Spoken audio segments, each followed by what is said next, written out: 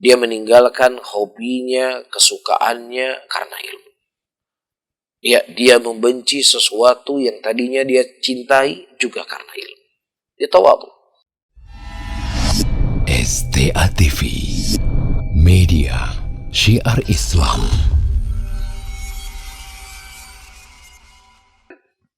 Para hadirin dan hadirat rahimani wa rahimakumullah. Qala Muhanna qultu li Ahmad. Muhanna qultu li Ahmad, haddatsana ma afdal a'mal. Haditsna ma afdal a'mal. Ditanyakan kepada Imam Ahmad rahimahullah, "Wa Imam, sebutkan kepada kami apa amalan yang paling afdal?" Qala talabul ilm. Amalan yang paling afdal adalah menuntut ilmu, kata Imam Ahmad rahimahullah. Qultu liman? Bagi siapa? Qala liman sahat niyatuhu. Ya. Siapa orang yang paling benar niatnya? Baik. Jadi banyak orang menuntut ilmu.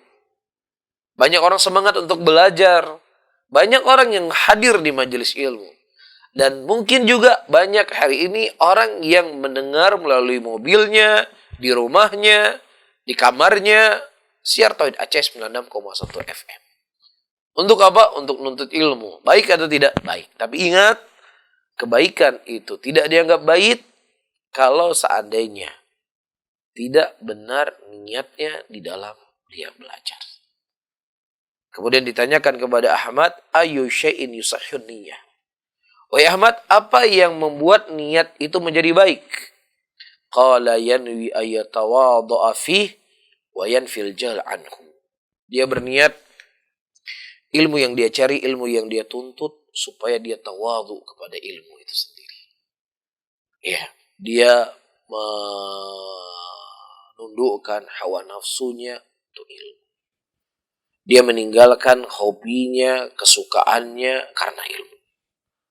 Ya, dia membenci sesuatu yang tadinya dia cintai juga karena ilmu. Dia tawadhu. Ya, dia tahu bahwasannya sudah menjadi keyakinannya itu sudah bertahun-tahun dia beramal dengan tersebut.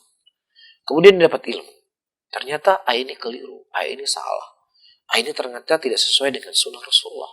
Maka bentuk benarnya dia dalam menuntut ilmu dia tinggalkan. Ya. Begitu juga dia suka dengan dia hobi dengan ini kegemarannya.